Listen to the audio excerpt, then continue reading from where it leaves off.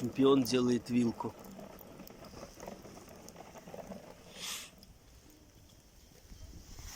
Покажи сардельку.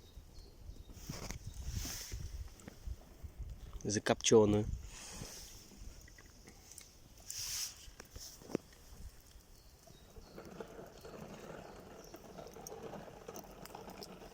Лесоруб возит дрова.